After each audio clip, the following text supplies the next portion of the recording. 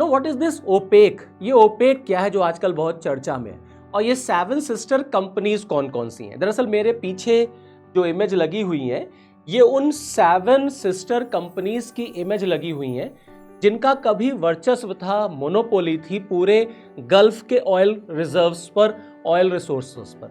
मैं बात कर रहा हूं सेकेंड वर्ल्ड वॉर के बाद की, जब डेवलपिंग वर्ल्ड का डीकोलोनाइजेशन हो रहा था और यूरोपियन मार्केट में या यूरोपियन कंट्रीज को पता चलता है कि गल्फ रीजन में कितना ऑयल रिसोर्स है। तब यूरोप की 7 बड़ी कंपनीज ने गल्फ रीजन में आकर के इन ऑयल रिसोर्सेज पर कैप्चर कर लिया, इनको अपनी मोनोपोली स्टैब्लिश कर ली। इसी के रिएक्शन में एक संस्था बनाई गई 1960 में जिसको हम ओपेक कहते हैं। अब यूएई ने अपने आप को ओपेक से और ओपेक प्लस से अलग करने का घोषणा कर दिया है। तो ओपेक यानी कि organisation of the petroleum exporting countries.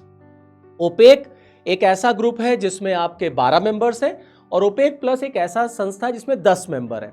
ये आप समझ लीजिए कि ओपेक जो है ये एक ऐसा ग्रुप है, ऑयल कार्टेल की तरह काम करता है, जो इंटरनेशनल लेवल पर ऑयल के प्राइसेस, ऑयल मार्केट को रेगुलेट करता है। अब यूएई ओपेक से क्यों अलग हो रहा है? रीजन इज कि ये जो वॉर चल रही है अमेरिका ईरान के बीच में, इसमें ईरान ने जिस तरीके से यूएई पे हमला किया है, यूएई को आर्थिक तौर पे बड़ा नुकसान हुआ है। अब यूएई को अपना रिकंस्ट्रक्शन करना है एंड फॉर दैट यूएई को पैसा चाहिए। पैसा कहां से आएगा? तेल बेच के आएगा। तेल आप बेच तब पाएंगे जब आप तेल का उत्पादन करेंगे, क्योंकि आप ओपेक के मेंबर हैं तो आप एक अंडर लिमिटेशन है, एक लिमिट से ज्यादा आप ऑयल का प्रोडक्शन कर नहीं सकते।